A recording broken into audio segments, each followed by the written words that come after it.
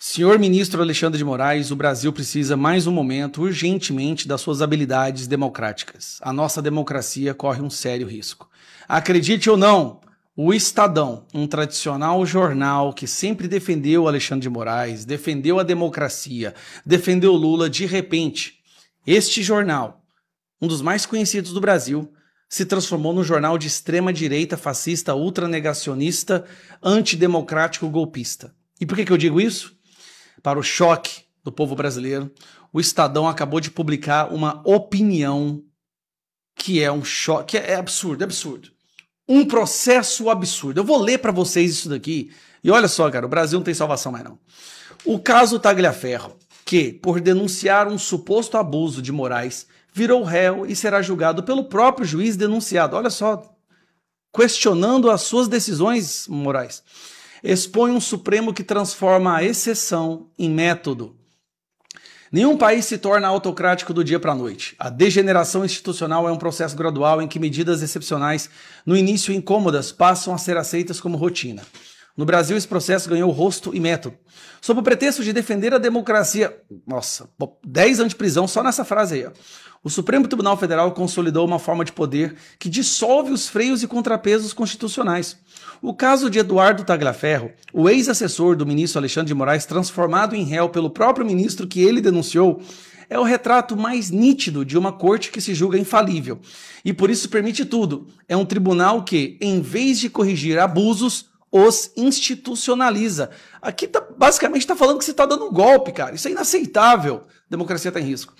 Segundo o Tagliaferro, havia uma estrutura paralela dentro do Tribunal Superior Eleitoral usada para monitorar críticos e produzir relatórios sob medida que justificavam censuras e bloqueios. Não é segundo não, ele apresentou provas, então constatado pelo Tagliaferro, né? A ordem, segundo mensagens atribuídas ao gabinete de Moraes e divulgadas pela Folha de São Paulo, era explícita. Use a criatividade. Quando o denunciante expôs o suposto desvio, foi acusado de violar o sigilo funcional e passou a ser julgado pelo mesmo magistrado cujas irregularidades apontara. No Brasil de hoje, quem denuncia o abuso vira réu, e o juiz do caso é acusado de praticar o abuso. Cara, isso aqui é pior que o golpe do 8 de janeiro. Inaceitável, tem que fechar essa imprensa amanhã. A perversão jurídica é tão evidente, quanto constrangedora. Moraes atua simultaneamente como vítima, investigador e julgador. Ah, não me diga uma coisa dessa. O Estadão não tá falando uma coisa dessa, não. Vocês estão de brincadeira comigo. E o tribunal age como cúmplice passivo. A Procuradoria-Geral da República, que acabou de ser reconduzida graças aos votos dos senadores, ao invés de apurar as denúncias feitas pelo ex-assessor, preferiu denunciá-lo. O processo tramita em foro indevido e a decisão que tornou Tagliaferro réu, por entre outras acusações, a abolição violenta do Estado Democrático de Direito, foi tomada no plenário virtual, sem sustentação oral presencial e contraditório efetivo. Mensagens entre Tagliaferro e seu advogado chegaram a se tornar públicas, violando o sigilo profissional. Em nenhum Estado de Direito isso é justiça. É abuso de autoridade. Pode botar mais 7 anos de prisão só aqui, ó.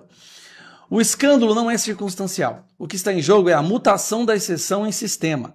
As mesmas violações se repetem com metódica naturalidade, inquéritos secretos, elásticos intermináveis, censura prévia, nossa senhora, aqui é prisão perpétua, mandados de busca por opiniões, prisões preventivas que se eternizam, decisões monocráticas que sustentam leis, que suspendem leis e calam vozes. A reação à barbárie do 8 de janeiro degenerou num regime de tutela permanente. O estado de exceção virou expediente administrativo, o poder de julgar, instrumento para intimidar, e a toga, um salvo-conduto para o arbítrio. Meu Deus, esse é o artigo mais criminoso e antidemocrático que eu já vi na minha vida. Essa lógica moralista substitui o direito por cruzadas de salvação. A toga transforma-se em armadura e o juiz em parte interessada do próprio veredito. A imparcialidade virou fraqueza, a prudência álibi dos que se calam. O Supremo já não age como intérprete da Constituição, mas como seu substituto. Nossa, cara, que tá batendo muito, hein? Convencido de que encarna o bem e pode combater o mal à base de canetadas judiciais.